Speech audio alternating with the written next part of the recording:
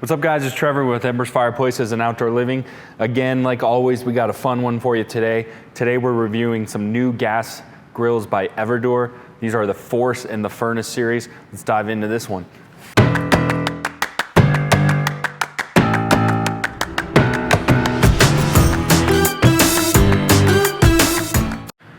So today we're reviewing, these are some new gas grills by Everdure. We reviewed them in the past, but never quite as in depth as we're going to in this video, so I'm excited to get into this. So the question is, why would you get an Everdure grill? Because again, like we always say, the market is flooded with product. What would be the need for a product like this? Well, Everdure's sort of claim is that these grills get really hot really fast. So the ability to sear on these grills is really what's going to be attractive. So we're actually going to test these, fire them up and see how hot they get. We'll laser them and then try to sear a steak on them. So I'm excited for that. Good thing it's lunchtime so I can enjoy some ribeyes. But let's break down the actual grill itself. So as far as the side shelves, you can see it does have the side shelves. This is retractable. We'll give you a close-up of this here. It's a pretty cool design. What I've noticed a lot with Everdure is their designs are pretty slick. So just a sort of retractable, goes on and off like that. Then this other side shelf, this is fixed. But you can see here's our burners. So this was the larger one. This is going to be our 3 burners. So we're going to control our burners here. And then you can see these hoods, which by the way, these hoods come in a bunch of different colors. So this is the orange and the white. There's graphite, like a mint color. We'll show you a picture of all the different color options. So that's what you're going to get there.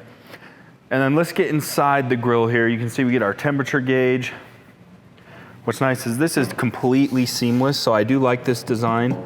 I do think this would hold up over time because again, we don't have any welding marks or anything. Totally seamless, which is nice. So here's our cooking grates. You can see they're cast iron, so that's obviously gonna help with searing. We'll see that in the video. But see how these solid pieces are? Those are gonna cover our burners. So that's gonna help with flare-ups, and then a little indentation here. You notice too, the cast iron runs diagonally. It's kind of a cool little feature. And then what's nice is that as an accessory, we'll show you a picture of this too, you can buy a solid skillet setup. So that would of course really help with flare-ups. And then if you wanted to use it more like a skillet style, you can. And then let's show you the burners in here. So let's take these out. So again, a couple things I really like. You can see stainless steel burners. They each have their own igniters. You can see that here. Again, this is a 3-burner model. And then see this, our burners are connected. So if you have them all on and one was to accidentally blow out, it would reignite the other one. So that's a nice feature. Then also just looking at it, again in here, we're totally seamless. We have a couple screws, but grease is gonna go where it's supposed to. So I like this bottom piece is seamless and the top piece is seamless. So I do think that that's gonna lend itself to longevity and good quality construction. And then you can see down here, this is our grease tray in here. So that's just gonna slide in and out. Okay, now let's talk about the base, because this is really an underrated aspect of this grill that doesn't get talked about enough. A couple things. You can see it tapers downwards, giving us a ton of storage here. So that's pretty slick. So we get a lot of storage space. We get 2 casters, so you do have to pick it up on this end to move it around. And we'll show you on the other one, we have the propane tank actually hooked up, but you can see that it lends itself very nicely. There's a little cutout on this side for your propane tank to sit in. So the design of it's really cool, but we'll show you the most underrated aspect of this grill, and that's the fact that it can become a portable grill. So we'll show you how that works. Okay, so there's 4 screws here. Let's show you this here. We took the screws out. Now check this out.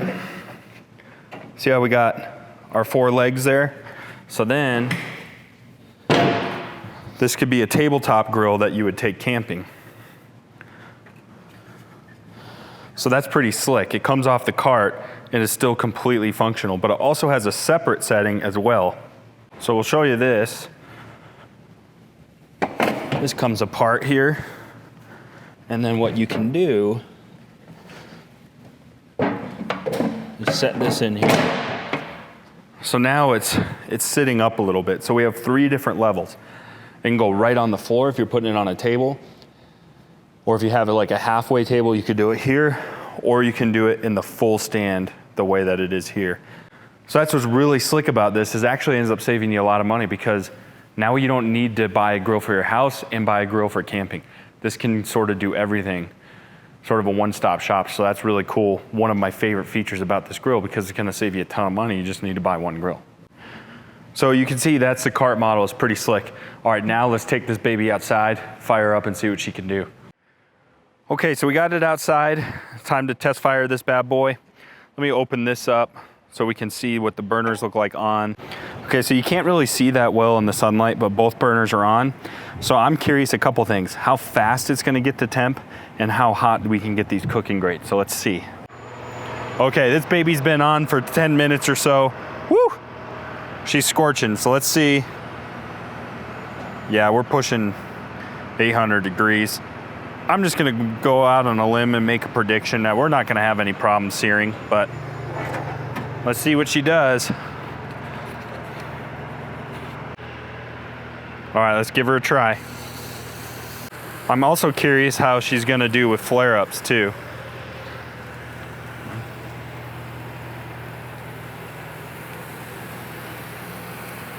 This is a pretty thick cut, so if you're going for like a nice medium rare finish, a sear like this works really good, because we're gonna get a nice crust on the outside and then nice medium rare on the inside. So far, not too bad on flare-ups. I don't really see a lot of flare-ups going on. Looks like it's working pretty good.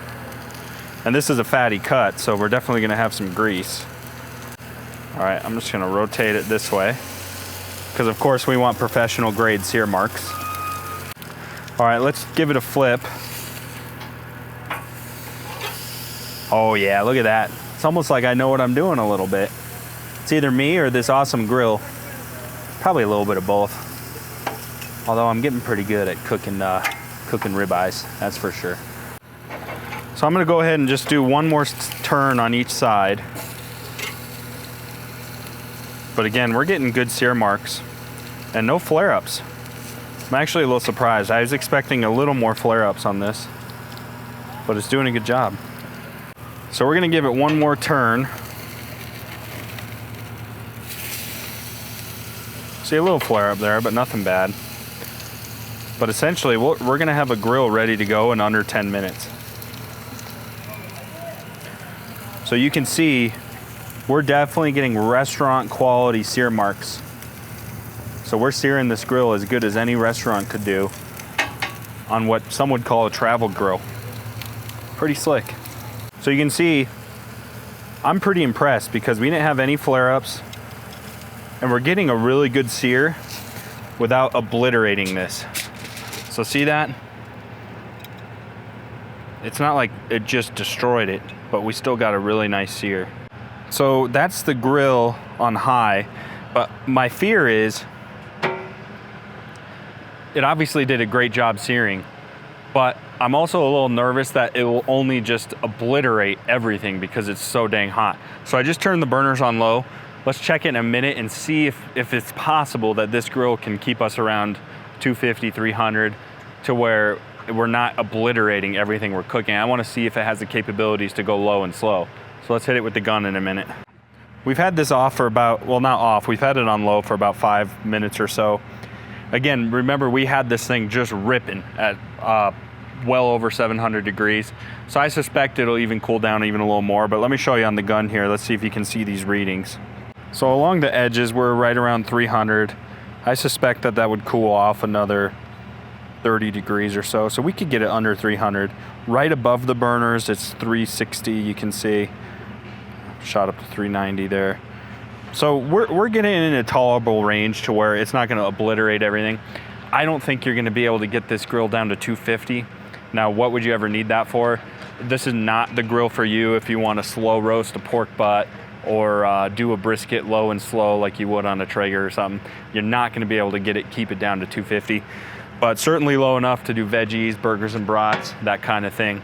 So held up pretty well. We could get it nice and low, around 300, 350. We could get it all the way up to 700, so you can definitely do a lot with this grill. So you can see it tested out extremely well. Definitely got the temperature. It seared a steak, stinking awesome. Pretty slick little machines. I think these are pretty sweet, especially if you're in a tight space. Let's say you're on a tight patio or something, you don't have a ton of space, or if you're sort of looking for that all-in-one grill that you can use and take on the go, but you can also have it on your smaller patio. The Everdure product is really cool to look at, and of course, everything Everdure does is pretty slick. If you're in the Denver metro area, come down to our showroom, see these products for yourselves in our store. If you're not in the local area, we'll include links below if you want to check out, if you want to browse these products on our website. Also, you can call or text our staff at 303-800-5659. Don't forget to subscribe to our channel. It helps us out a ton when you guys do that. Thanks so much for checking out this video today.